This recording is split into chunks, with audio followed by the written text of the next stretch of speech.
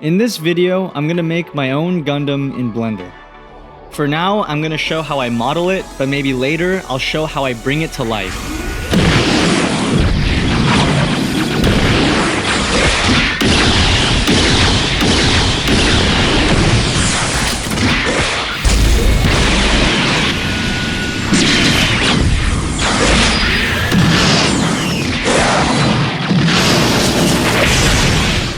This Gundam initially began as a quick weekend speed model, but one afternoon I decided to rig it, and in the following weeks I made a short animation for it.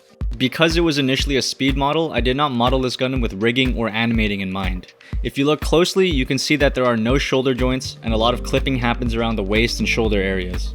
Not including rigging or animating, this model took around 6 to 8 hours in total to model, which is what I'll be showing in this video. This is going to be a narrated time-lapse, not a tutorial. This is meant for intermediate to advanced Blender users to get some insight into my workflow and maybe learn some useful hard surface tips along the way. So let's get started. Now, I have to confess, I did use AI in my process, but purely as inspiration. This was the initial reference image generated with Niji Journey.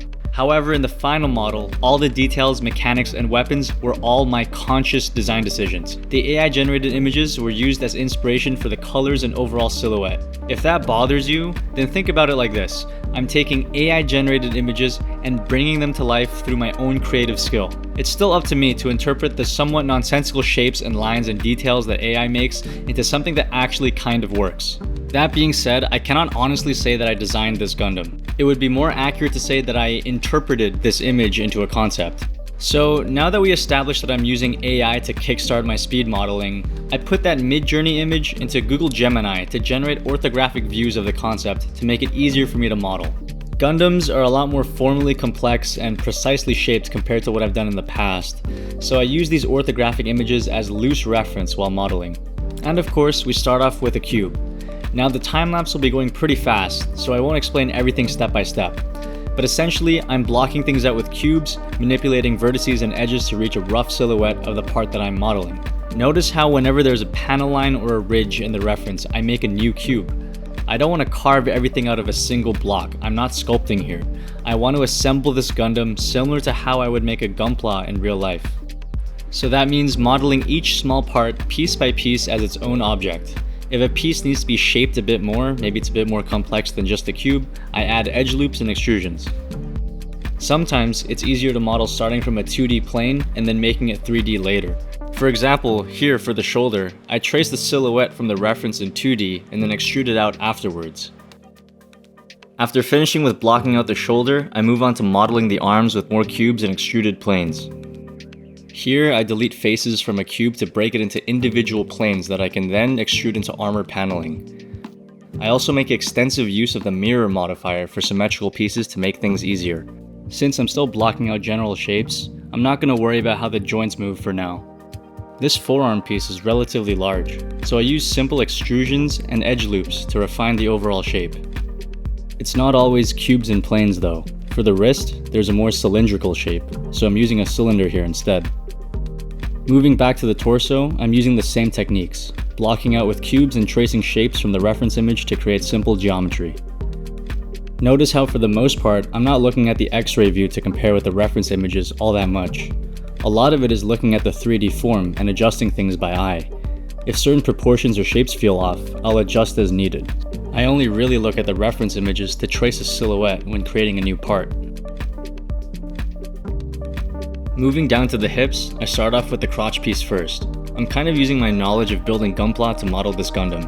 I generally know which parts move and how they move, which is why I know to model the hip flaps separately. Despite the relative simplicity of the shape, this one crotch piece itself is made up of several parts. An easy way to tell is to look at the color separation. In Gunpla, things that are different colors are almost always different pieces of plastic. So this piece that I'm modeling here could have easily been an extrusion from the original crotch piece, but because of the color separation, I know it should be a separate piece. Now we move on to the hip flaps that I talked about. Just like the shoulder plates, I know they're thin armor pieces, so I start with a plane and trace the silhouette. Looking at the reference, I see a panel line running through the middle of the flaps, so I decide to separate it into two parts. Once I have the overall shapes, I extrude them out to create thickness. With that done, I fill in some of the empty space in the torso with placeholder blocks to make it so that you can't see through the torso.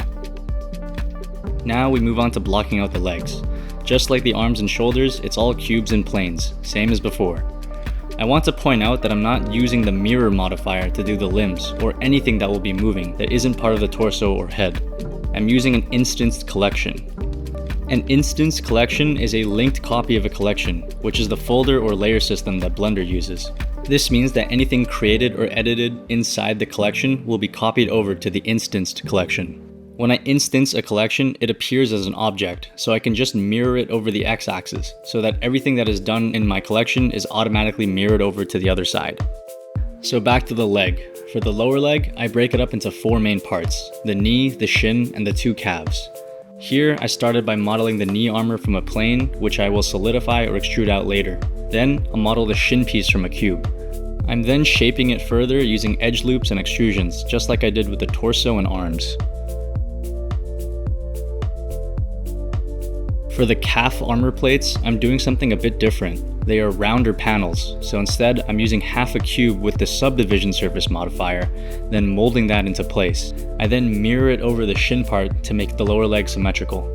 I'll finish up the lower leg blockout by shaping the bottom of the shin armor where the foot joint will be, before moving back up to the hips. Here, I'm modeling the side hip flap armor pieces from scratch, since it isn't really shown in the reference images. Just like the front hip flaps, I create the profile from a plane, then extrude it out to create thickness. Then, I'm going to position the hip flap and then shape it a little, before going back to finish off the legs by making the foot. And the foot is pretty straightforward. I start off with a cube, then extrude and add edge loops as needed to shape the overall form. I know from building Gunpla that the foot is usually in 3 segments: the toe portion, the ankle, and the heel. So that's how I'm modeling it.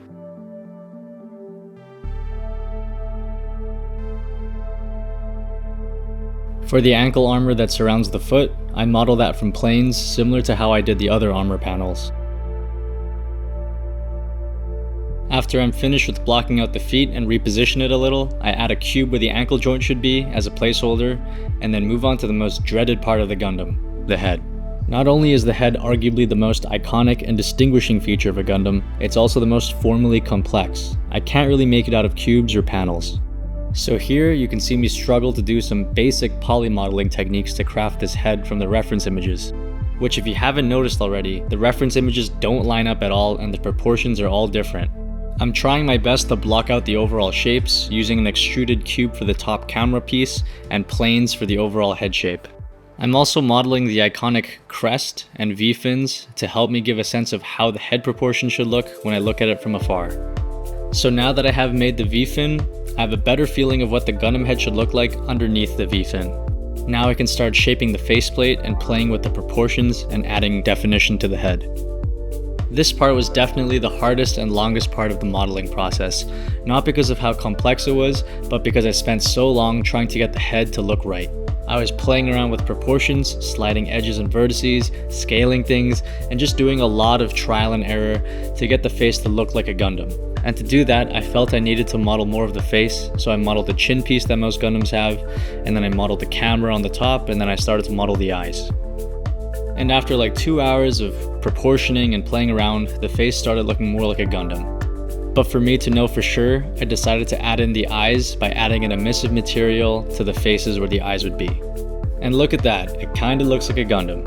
Now with most of the base Gundam complete, I'm going to add a bit more detail to the chest area and reproportion some bits before adding in the color to the Gundam. The colors help me see part separation more clearly, so I can go on and adjust some things to my preference. I'm going to continue to add materials to the entire Gundam so I can get a holistic view of the blockout so far. And looking at it rendered, I'm quite happy with the progress. The silhouette is definitely giving some Strike Gundam, and it has a bit of GP01 and other UC Mobile Suit influences like Delta, Delta Kai, and the color scheme is very ReGZ, or ReGZ, the one from Char's Counterattack. Anyway, now that we have the Gundam all blocked out, it's time to add in the finer details. I'm starting off with the additional shoulder panels and shoulder thrusters, again using cubes with deleted faces to shape the armored plating. And just like the blockout for the previous body parts, I'm going to keep adding cubes and planes over and over again, each time at a smaller and smaller scale until I get to the level of detail that I'm satisfied with. Of course, now that I'm focusing more on detail, each cube and plane that I add will be more shaped and more articulated. However, since this is a speed model, I won't go into too much detail. Like I won't do panel lines or screw holes or nuts and bolts. Anyway, as I'm modeling these details, I'm not looking at the reference at all that much because I'm interpreting these areas with my own creativity. I know I want there to be shoulder thrusters, but I'm actively designing them from how I remember them looking on other Gundam. The shoulder thrusters are drawn from my memory of Impulse Gundam and High Noon shoulders. Now, I'm going to move on to a part of the Gundam that hasn't gotten much love, the back. I'll start by modeling the rear hip flap from the reference, similar to how I modeled all the other hip flaps. You should know the pattern by now. Everything starts from either a cube or a plane, and in this case it's a plane that I'm tracing the silhouette from, and then extruding and then adding detail. After finishing off and positioning the butt flaps, I modeled the back crotch piece, the butt piece? Butthole piece? I don't know. From a cube. Anyway, it's pretty straightforward. It's a tapered cube with some fillets, not too complicated. After that's done and colors applied, it's time to move on to the beginning element of what will be the most iconic part of the design, the backpack. And not to sound like a broken record, but of course it starts off with a cube that I shape using the reference photos. And this backpack is actually quite interesting. It has elements of Granddaddy RX-78-2 and Unicorn's backpack with the circular features on the left and right, but it also has that singular central thruster like the Strike Gundam. Anyway, back to the modeling process. As you can see, I'm using more cubes and planes, but also cylinders for those parts I was talking about just now. And just now, those shrouds that cover the bottom two circles on the left and right, those are planes with the subdivision surface modifiers. And fun fact, those circular areas are one of the only areas I use booleans in this project. The central thruster is also pretty straightforward, just a simple cube and a cylinder that both have inward extrusions. And then I decided to add an additional thruster on top of the main one by adding another boolean difference to the backpack, and then doing the same cube cylinder inward extrusion process as before. After adding the materials and having a final look, I noticed that the waist area seems a bit messed up from the back, so I'm going to reshape that too. I'm going to add some supporting edge loops and redo the solidify modifier on it before taking a quick spin around the entire model and find more things to tweak or fix. One prominent detail I realized I was missing is the chest vents that all Gundams have. So here I'm deleting faces from the chest and adding a new cube to create that vent. And now I'm noticing that there could be more detail around the cockpit area, so I'm adjusting that area and adding some planes for more detail around there too.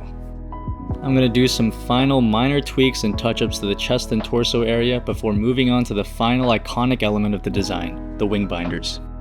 I start off by blocking out the arms that attach to the wing binders with cubes, keeping in mind where I want there to be movement and articulation. Here, I'm loosely following the reference images and making the two mini thruster wings closer to the center of the backpack. At this point, I'm relying less and less on reference images and going off of memory and experience, which is why you see me shaping it with cubes and not tracing the reference with planes. Sometimes, when making things up as I go, I just add random edge loops to a cube and then choose some interesting combination of faces to extrude out.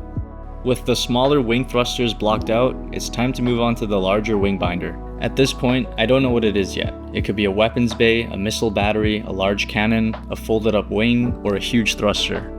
Regardless of what it ends up being, I start off with a cube with some deleted faces that I form into sort of a pasta shell shape using extrusions and additional edge loops.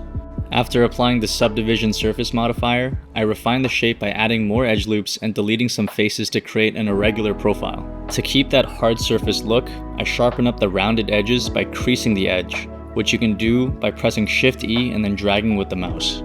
A common thing I do to add complexity to armor panels is to just duplicate the geometry and scale them down and shift them close to each other to make a layered aesthetic. And of course, like all the other armor panels I made out of planes, to give thickness, I use the solidify modifier.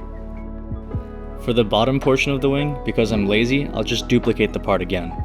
At this point, the wing is starting to take shape and I'm contemplating whether or not to make it into a giant thruster like what the Tall Geese or GP02 has, or to make it into a cannon like F91. After duplicating and adjusting more, I finally start blocking out the interior of the wing. Like always, I use a cube to start filling in the wing, and now I'm starting to lean more towards the cannon idea. So I'll fill out the interior of the bottom part with a long cube that will eventually become the cannon. After blocking out the cannon, I'm going to spend some time adding more blocks of various shapes and sizes to add complexity before finally adding the materials to the wing. Now at this point, all the major parts are modeled and in place, and the overall silhouette is basically complete. All that's left is the small details, with the exception of one part, the hands. Mech hands to me are the most boring part to model because it's basically all just cubes, and 4 of the fingers are duplicates of each other, but the thumb is a tough one to figure out because I always forget how the thumb joint works. And I'm making this hand without any reference. I mostly build high grade and master grade Gunpla, so I'm not too familiar with how mech hands are assembled since they come pre-assembled. But this is me making a robot hand from memory using my own hand as reference. I have no idea if the joints are supposed to look like that, especially on the thumb, but I don't think it'll matter too much since most of the focus will be on the body and the head. It's also worth pointing out again that when I initially modeled this, I never intended to rig it. It was supposed to be a speed model, so I didn't care if anything worked or not.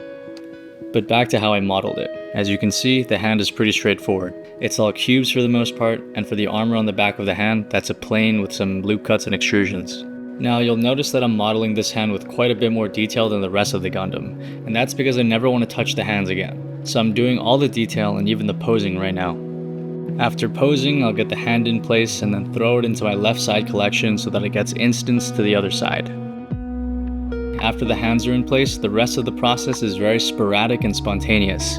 I orbit around the model, looking for areas I want to detail. Then I go in, again with more cubes and planes, and just keep adding things and adding more detail until it gets to a level that looks good from a decent distance away. I'm not going to worry about decals or weathering or texturing. I just want to get the model looking nice for a good turnaround. So from now until the end of the time lapse, you'll see me going to certain parts and adding insets, extrusions, more random cylinders and cubes, and adjusting existing geometry until eventually I get something I feel is presentable.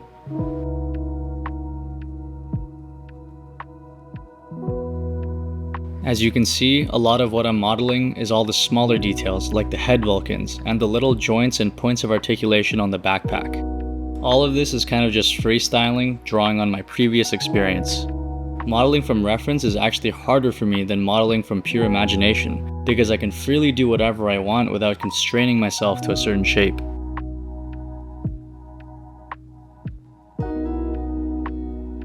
Because I focus on looking at the front so much, the backside of the Gundam is kind of neglected. So this is where I model all that detail that goes in the back of the legs, which includes the thrusters on the calves and ankles, as well as the flaps that go on top of the thrusters, and of course the back and the inside of the knee joint. And here you can see at a super fast speed all of the process I used previously, blocking out with cubes and planes, taking cubes and deleting some surfaces so that I can sub-D it afterwards and then make those into panels. And yeah, that's just kind of it. Just cubes and planes over and over again, smaller and smaller until you get this.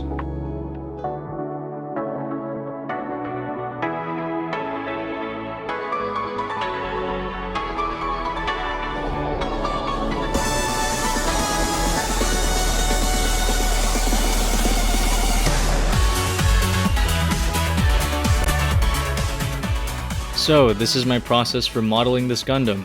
It still doesn't have a name, so if you have any ideas, please leave it in the comments. I asked the Gundam subreddit which genre this Gundam would best fit into, and most people said Seed, so help come up with a Seed-esque name. I think from now on, I'll try to do more Gundam speed modeling, but without using AI as much. Let me know if you found this video helpful, and let me know what you guys want to see next. I plan on making a beginner-friendly tutorial on modeling mechs, so stay tuned for that. Anyway, I hope this video gave you some insight on how I approach hard surface modeling. I'm super grateful to all the recent support on my channel, especially from the Gundam community. If you made it this far, thanks for watching.